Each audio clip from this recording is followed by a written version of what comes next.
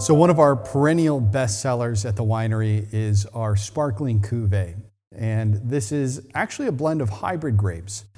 So we've become pretty well known and we've gotten a number of great scores on our sparkling wines, on our traditional method and our modern method. This is what I like to call New York's Prosecco. This is our everyday sparkling wine. I give you permission to make mimosas with this one. Not because it's not delicious, but because it really is meant to be that versatile, bubbly. Use it in cocktails, use it everywhere you'd like. So what it is a blend of Traminette, Seyval Blanc, and Cayuga. It's fresh, it's delicious, there's a gentle amount of residual sugar, and it's got just this wonderful mousse. I joke around that breakfast is the most underdrank meal of the day. It's fun to say things like that in the wine industry. This wine sort of proves that point, though.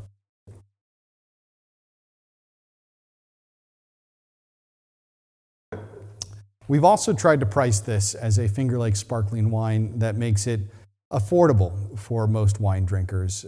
We use a process with this one called Charmat. So whereas our traditional method, sparkling wines, are the classic methods that you would find. You know, it's every single bottle has its own fermentation. Every bottle is disgorged by hand.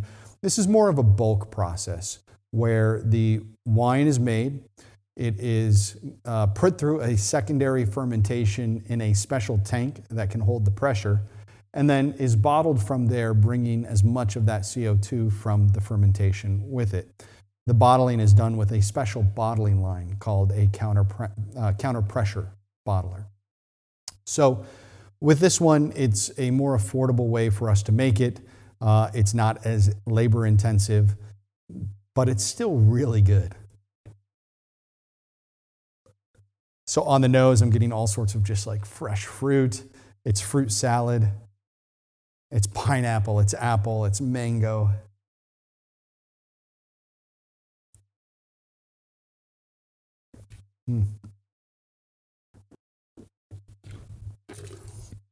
On the palate, it's got a great mousse. Almost took me by surprise there, taking too big of a sip. But those kind of that flavor, fruit salad carries right on through.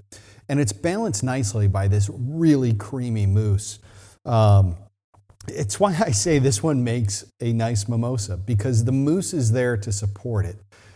It's also one of these wines that, you know, my wife and I, we really enjoy two things. So it's like before a dinner party, everybody's just getting together, and you want something to break the ice, to just enjoy with friends. This is a great wine for that. It's also a surprisingly great pairing with popcorn. So we'll sit and have a glass of this at night. We've got one of those stoppers you put on and it helps to keep some of the CO2 in. So you can have it over a day or two or three. I have found that this wine holds its mousse really well. It holds its bubbles really well. So sometimes sparkling wine can feel like a commitment, right? We don't open it as often as we might open a bottle of standard red or white because, well, you feel like you've got to drink the whole bottle that night. And you shouldn't feel that pressure. You should be able to have a glass and put it aside. So that's what we do. And we love it. And even though she's pregnant right now, she has said some of the first wines she'll be drinking once the baby's born and we can have some at dinner will be the Sparkling Cuvee.